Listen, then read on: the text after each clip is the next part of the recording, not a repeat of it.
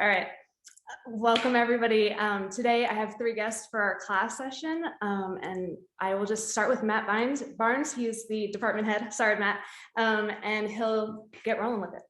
Okay. Hello, everybody. My name is Matt Byrnes. I'm the department chair for arts here at DACC, and I'm here to talk to you about, well, 3 things. I'm going to talk to you about a couple of things, but I'm going to introduce a couple of people first, or one person first before I talk about the certificate program in photography. So first, down below, you'll see is Ramon Vasquez. He is the technician for the Creative Media Technology program, and he's going to tell you a little bit about the equipment check-in, check-out process this semester for photographic equipment. Ramon, would you like to talk a little bit, please?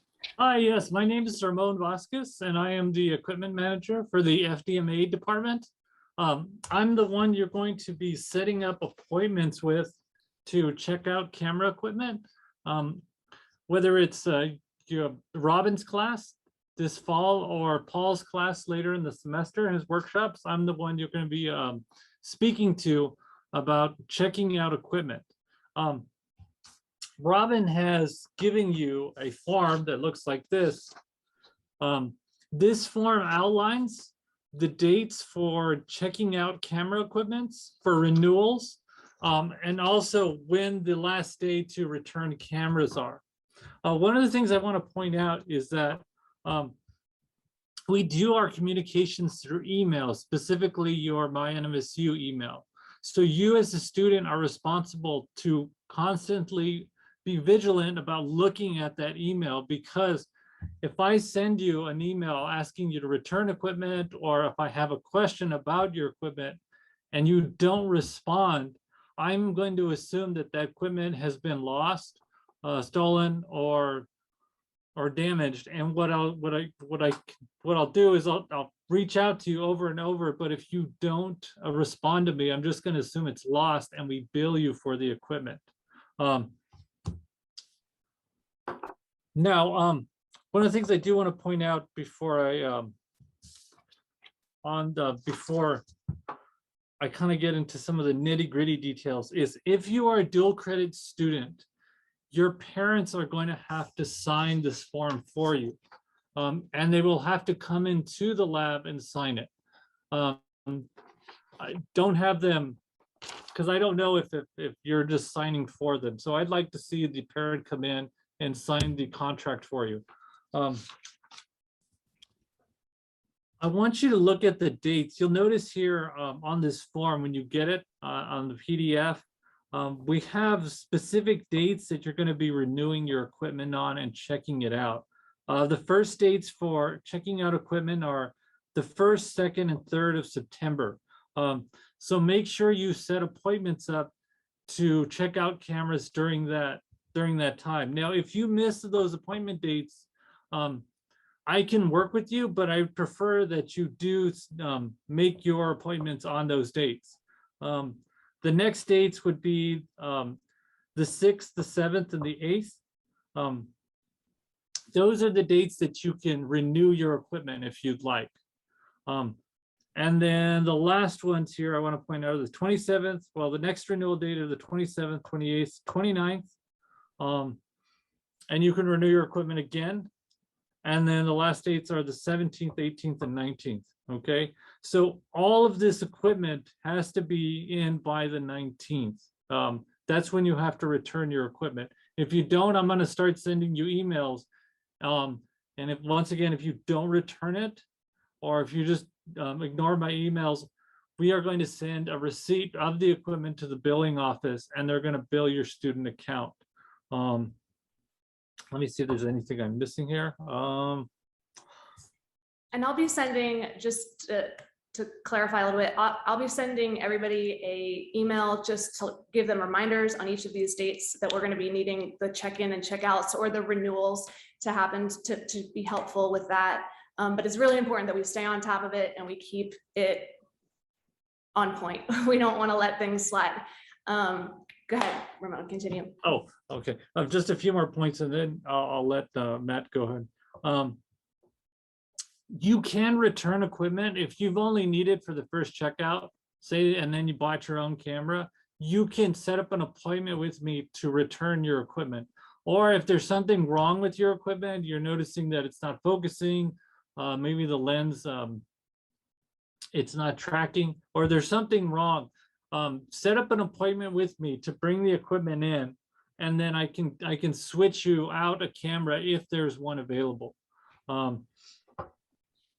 Like I said, I'm going to be in contact with you through that My NMSU email. So always be vigilant about reading that, especially during the renewal date times, when you need to set up appointments to renew your camera.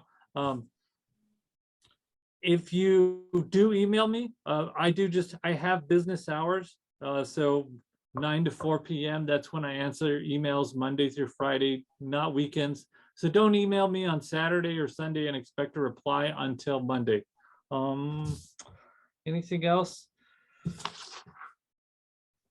When you get this form, make sure you read the back of the form, okay? Make sure you read the back of this form thoroughly, because when you sign it, you're taking responsibility, fiscal responsibility for that equipment. So make sure you read that before you check out equipment, because we're holding you accountable. It's a real, let me add in just one thing. It's a Yes. real privilege for you to be able to use this equipment. I mean, we don't charge students to borrow this or lease this equipment. We let you use it for free. But a lot of other students rely on this equipment for their classes as well. So if we all try to take care of the equipment and return the equipment when it's asked for, then it helps the whole program and all the other students function well during the semester. So please understand that if things get lost, or if things are stolen or damaged, it really does affect a lot of other students as well. So remember, it's a real privilege to do this, but it's also a privilege for you to have you here as well. So we want it to work both ways. Anyway, Ramon? Like I said, once again, make sure you read the form thoroughly, especially the back where you know what you're signing for. If you have any questions during the semester about your equipment, feel free to email me. My phone number is also on that form, but once again, contact me during normal business hours. Don't do it like Saturday night or Sunday night. And I'll be more than happy to work with you or help you out any way I can. Awesome. Thank you, Ramon. All right, I'm going to talk just a tiny little bit about the certificate program, and then we'll transition to Paul, who's one of our other photography instructors, but he specializes in the advanced photography workshops. We'll get there in just 1 minute. I wanted to share my screen for a moment, so bear with me as I find it. All right, so what I'm sharing, can everybody see? Yes? I can. No? Good. That's all that matters. All right, so what you're seeing here is the NMSU DACC online catalog. And you can just search this. You can search Google search for NMSU Commercial Photography Certificate of Completion. You can search, just Google search that, and this will probably be your first link that you will come across.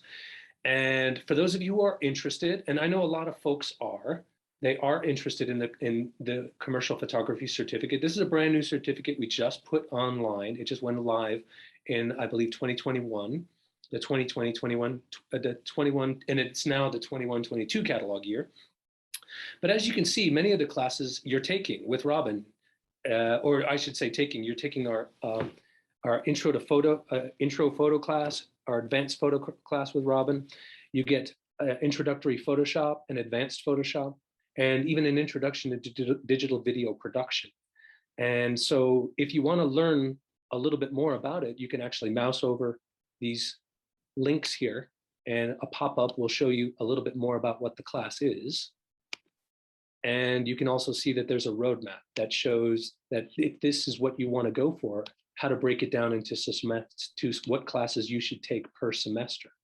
Okay, so it's pretty straightforward and pretty simple, and you can contact me if you want to talk a little bit more about getting this certificate, or Robin as well. She's aware of what it takes to kind of complete this stuff. It's pretty straightforward. It's only 24 credits, and it's designed to be completed in 1 year if you focus all of your effort on this.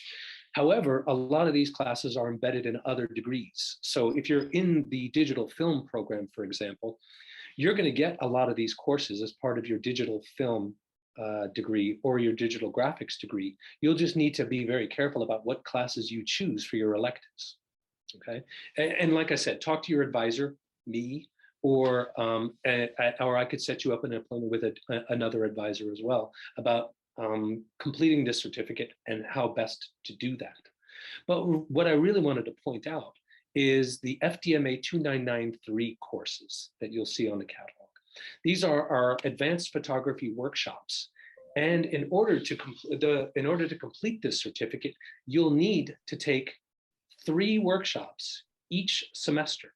And that sounds like a lot, but actually when we start to break it down and look at what those workshops look like as far as time commitment, schedule, and content, you'll see that they're actually very doable. Doing 3 in one semester is just the same as maybe taking 1 class. And that's why you'll see that you complete, if you did video production 1, Photoshop, and intro to photography, and you took 3 workshop classes, that would be 12 credits, and that would be a full-time enrollment for a student, okay? So the way they're designed is they typically happen on different combinations of a Tuesday night, Thursday night, Saturdays for physical classes, for face-to-face classes. For online ones, for the most part, they're asynchronous, but Paul he'll be able to talk to you a little bit more about this later. There might be synchronous meetings required for some of the workshops, especially because of the time frame. Typically, workshop classes are really short. They could be as short as a Tuesday night, a Thursday night, and a Saturday, right? 3 hours one night, 3 hours the next night, and then like 6 hours on a Saturday during the daytime. And so Paul will tell you a little bit about how he plans to schedule some of these classes, but just be aware that they're there, and that if you are following the commercial photography plan, you should take the workshops while they're available, because in order to complete the certificate, you need to complete 6 of these workshops. And if you don't take all 3 in semester 1 and all 3 in semester 2, I can't guarantee we're going to be offering some in the summer to pick up those last couple of workshops. So just be very aware that they're there and they need to be done in the semesters that they're offered. Otherwise, we won't be able to meet our timeframes. Anyhow. I could interject one thing. Yes. I think it's important to note too that the best part about the workshops is that they're very focused, but they're fun. Like, I think Paul's gonna let you know this too when he starts to talk. I mean, we were talking about at one point doing a sports photography one, maybe something at White Sands where you get to shoot a family or something like that. Paul's are really cool. So they're fun, interesting classes. It's not going to be like, oh, I got to go do that workshop. So. Yeah, absolutely. That's one of the things I forgot to say, is that how fun they typically are. The topics are really diverse, and they can take you all over the place. I mean, Paul will tell you about some of the workshops that he's got planned, and then basically we'll make sure that Robin has contact information for all of us, so that if anybody does express any interest in these things, please, communication is key here. You want to know, we want to tell you, okay? So anyway, without further ado, Paul Ratje, would you like to talk a little bit about your planned workshops for November? Sure. Hi, everybody. I'm Paul. I'm going to be teaching 3 workshops this semester, and we're going to be doing them in November. So you have a little bit of time to plan ahead for, making some plans to open up those Saturdays for those workshops, and we'll have dates for them coming out pretty soon. So 2 of which we want to have in person. The first workshop that I think a lot of people will probably want to join is going to be the Creative Off-Camera Flash workshop, and we'll do the Tuesday. Well, actually, it'll be a Thursday, Saturday, Tuesday class. So we'll meet Thursday night, do 3 hours of class, and then Saturday 6 hours of class. But during the off-camera flash class, we will be out in the field. We will be shooting people. I'm going to assign you to photograph different people with creative lighting setups that we're going to be working with. And of course, we will have all the tools available for the workshops, like the lights, the flashes that we're going to use, the speed lights. You can rent those from Ramon, and we'll have those set up. So it'll be, and stuff that you might be learning in Robin's class, you can kind of go off of that and play with what you've learned in my classes. But I'm going to give you everything you need to know for the creative off-camera flash workshop. I think it'll be really fun. So if you have any questions, of course, you'll have my contact information. You can send me an email. The second one is going to be mobile photography for professional imaging. And I mean, I like to call that iPhone photography. And that one's pretty fun, is we just work with our iPhones the whole time, and we work with our mobile phones the whole time, and we learn how to make professional quality images with just the single tool that you have in your pocket, the cell phone. We'll get into we'll talk a little bit about composition. We'll talk a little bit about some of the apps that are involved, but we won't get too far deep into the apps, of course, but just the goal of like getting you to be able to take great images with your cell phone as either a replacement or a substitute for your regular camera. I personally took a workshop that Paul offered in this. I don't know how long ago, 2 years ago, 2.5 years ago, maybe. And yeah, it was a lot of fun. And I know he said it was about iPhones, but he did kind of go back and forth and say it is really just mobile phones, because it isn't necessarily iOS specific. I mean, obviously, some people say, they talk about camera qualities and stuff like that, but Paul is really good about explaining how all that works, and it's really cool stuff. You learn a lot, and it was super fun. So. Right, and yeah, like it doesn't have to be iPhones. It's we can work with any kind of phone that you have, and the last time we did it online. But I really like the kind of in-person experience and kind of being able to go out and experience. We went to the first time we went up to the Oregon Mountains. We took some pictures up there. We went downtown during the farmers market. We took pictures, so it was fun. We got out and we got to shoot photos together. And I give you an assignment which you bring back on the Tuesday night, which is the final night of class, and we go through all the images, and it's good. And then the third one that I'm going to offer is going to be online. It's going to be online only, and it's going to be the basics of Adobe Lightroom, which is kind of an all-in-one, like all-encompassing program on the computer, which does what Photoshop does, but does a lot more, which, for organizing and metadata and all that kind of stuff for your photos. So that is going to be an online class, like over the Canvas platform, and it will be available for a certain time frame, which we'll decide on.